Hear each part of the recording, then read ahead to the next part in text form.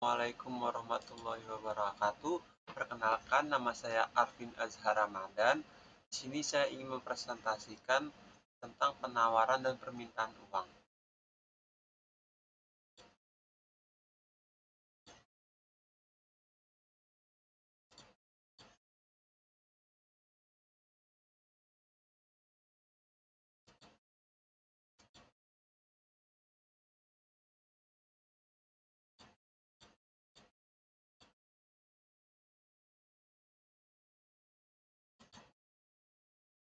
Permintaan dan penawaran uang. Satu, permintaan uang. Permintaan uang dapat diartikan sebagai kebutuhan masyarakat akan uang tunai. Menurut John Maynard Keynes, ada tiga motif yang mempengaruhi permintaan uang tunai oleh masyarakat. Ketiga motif tersebut yaitu yang pertama adalah motif transaksi, transaction motif, yang kedua motif berjaga-jaga atau fractionary motif, ketiga motif spekulasi atau spekulatif motif. Untuk dapat memahami secara lebih mudah tentang ketiga motif tersebut, saya akan uraikan satu persatu. Yang pertama, motif transaksi. Motif transaksi ialah salah satu motif masyarakat untuk memegang uang adalah agar dapat melakukan transaksi untuk memenuhi kebutuhan hidupnya. Kebutuhan tersebut berlangsung terus-menerus. Sedangkan penerimaan pendapatan terjadi secara berkala. Nah, misalkan sebulan sekali, adanya perbedaan waktu antara penerimaan dan pengeluaran merupakan dasar pertimbangan masyarakat untuk meminta atau memiliki uang pada setiap saat.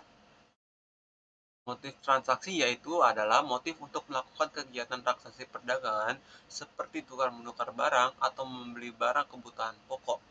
Besar permintaan uang dengan motif transaksi sangat tergantung pada tingkat pendapatan seseorang. Jadi semakin tinggi pendapatan seseorang, itu semakin tinggi permintaan motif transaksinya. Jangan uh,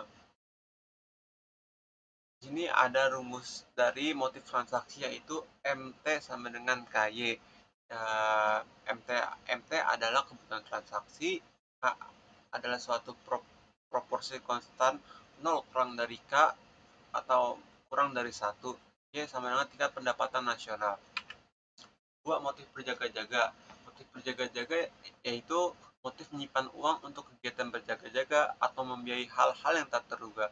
Misalkan biaya berobat, biaya sekolah, biaya kecelakaan, misalkan ada hal-hal yang mendadak lah. Motif tersebut muncul karena ketidakpastian masa depan. Ketidakpastian tersebut dapat diartikan sebagai keadaan darurat atau munculnya kesempatan-kesempatan baik yang tidak dapat diperkirakan atau yang dapat diperkirakan. Karena seseorang tuh harus merasa perlu memegang jumlah uang dalam menghadapi ketidakpastian tersebut. Kebutuhan uang untuk berjaga cenderung meningkat dengan meningkatnya pendapatan. Dengan tingkat pendapatan yang lebih tinggi, seseorang akan menghadapi kemungkinan timbulnya kesempatan baik yang lebih besar.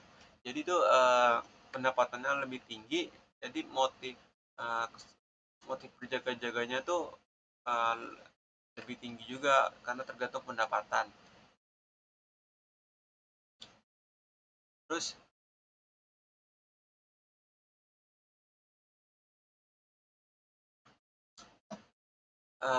rumus dari motif berjaga yaitu M1 sama dengan MT ditambah MP sama dengan F buka kurung Y.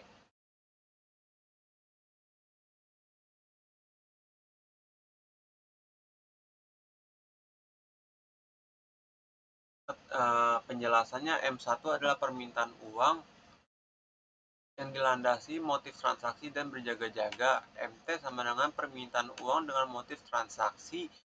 MP sama dengan permintaan uang dengan motif berjaga-jaga. F buka kurung Y sama dengan fungsi pendapatan. Persamaan persamaan permintaan uang dengan motif transaksi dan berjaga-jaga dapat kita jelaskan dalam kurva tersebut. Jadi ada kurva M1, MP, itu ada garis yang terus ke atas 0 sama dengan satu dengan F buka kurung Y, MP sama dengan Y. Terus yang ketiga, motif spekulasi. Spekulasi berarti melakukan suatu tindakan atas dasar ramalan perubahan nilai harta di masa depan. Jika seseorang spekulan meramalkan bahwa harga rumah, nilai, saham, atau harga emas akan meningkat di masa depan, mereka akan membeli rumah atau saham atau emas dan bukan menyimpan uang. Nah, jadi ibarat kata seseorang yang punya motif spekulasi itu jadi udah memperkirakan masa depan. Jadi dia tuh gak selalu tentang uang, dia bakal diinvestasiin ke rumah, beli tanah, beli emas yang bakal berguna lah buat masa depan. Eh, Secara keseluruhan, jumlah permintaan terhadap uang berdasarkan motif-motif yang telah diterangkan dapat dirumuskan sebagai berikut, yaitu L sama dengan M1 plus M2 sama dengan F buka kurung plus Y plus F buka kurung I sama dengan fungsi permintaan terhadap uang atau L merupakan fungsi positif terhadap tingkat pendapatan dan fungsi negatif terhadap tingkat suku bunga di pasar. Nah, kita kurva permintaan uang menurut motif spekulasi dapat kita jelaskan di kurva tersebut. Kurva ini, kawan-kawan bisa melihat kurvanya.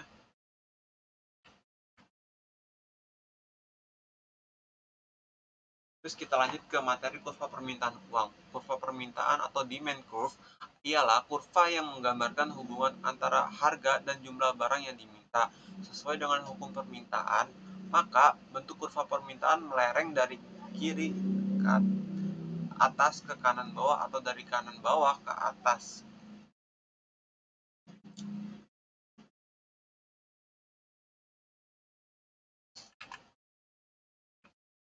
Pergeseran kurva permintaan uang. Uang kurva permintaan dapat bergeser ke kanan dan ke kiri jika keadaan lain yang uh,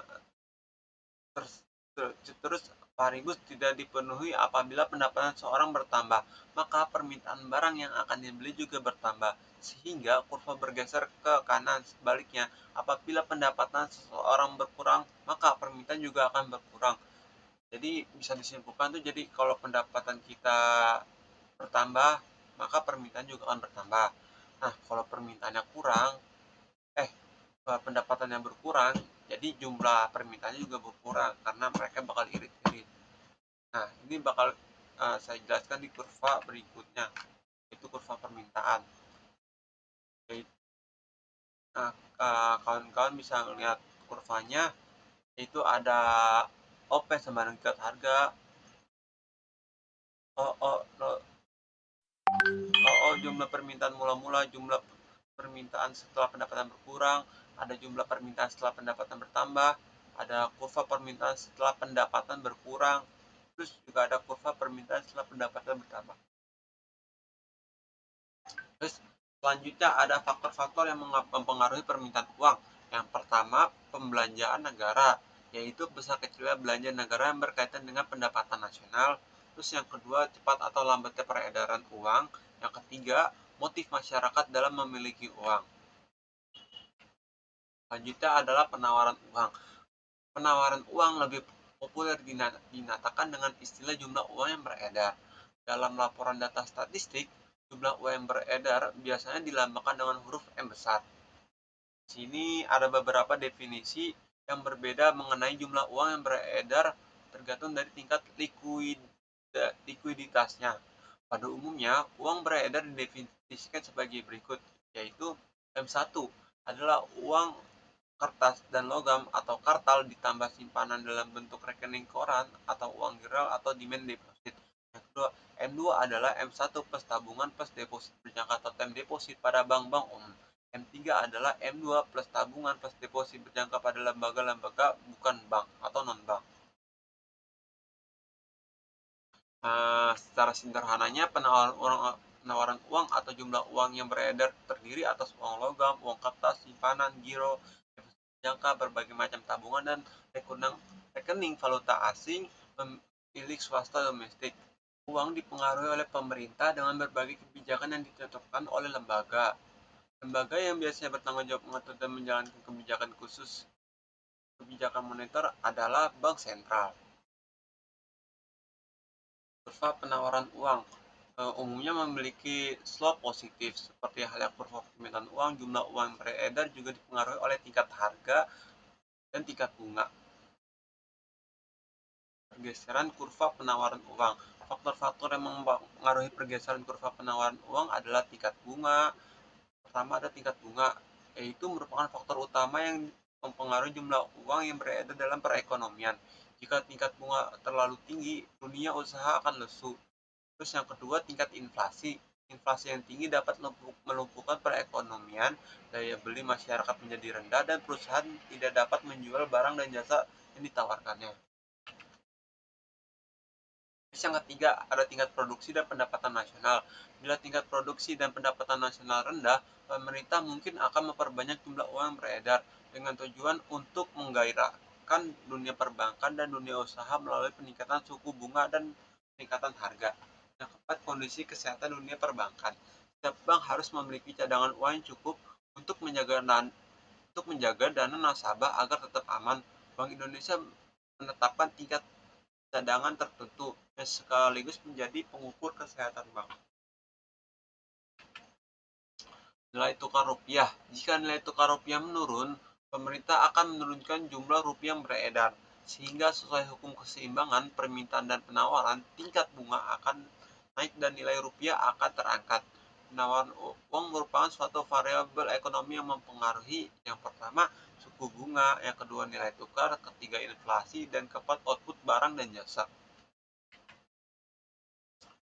Fluktuasi pada penawaran uang akan berdampak pada keuangan investasi, harga barang dan jasa, dan secara umum pada kesejahteraan pertumbuhan ekonomi. Pada akhirnya, bank sentral akan mencoba mengendalikan penawaran uang. Lalu bagaimana bank sentral akan mengendalikan penawaran uang?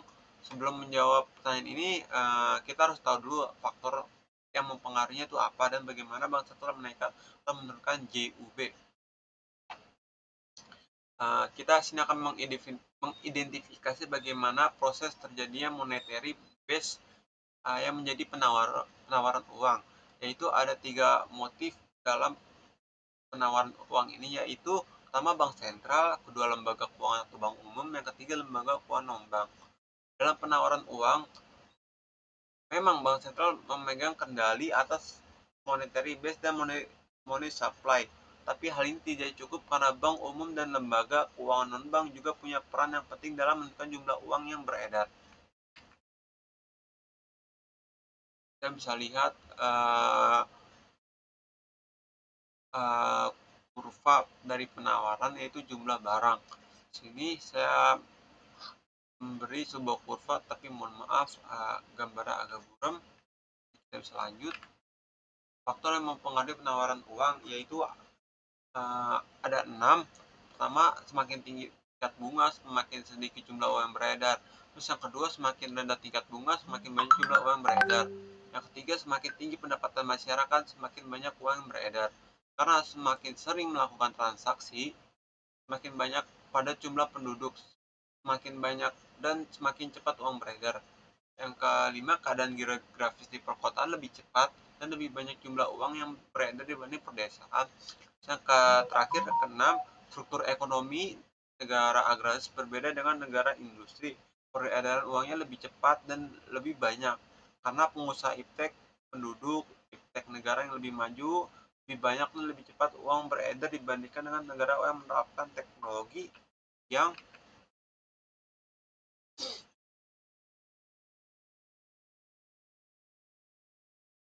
selanjutnya adalah keseimbangan pasar uang. Keseimbangan pasar uang atau harga atau equilibrium dalam ekonomi adalah merupakan harga yang terbentuk pada titik pertemuan kurva permintaan dan kurva penawaran.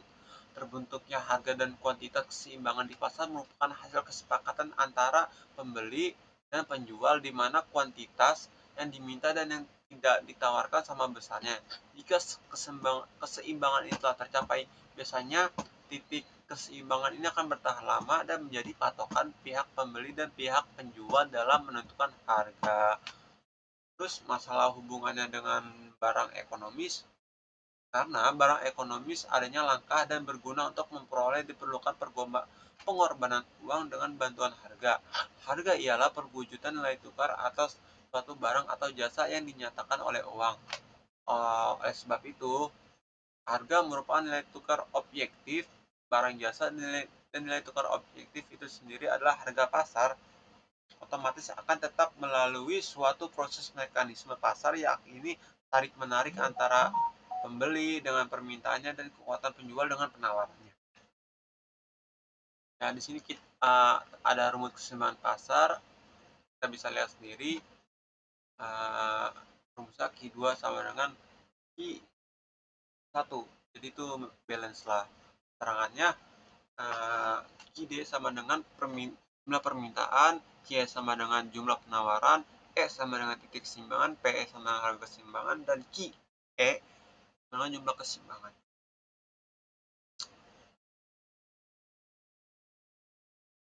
Cukup sekian dari saya. Nah, saya punya ada quote tentang uang. Kesuksesan tidak dilihat dari berapa banyak jumlah uang yang dihasilkan, tapi juga berapa besar manfaat untuk orang lain. Saya kutip kata-kata ini dari Harry Salimon.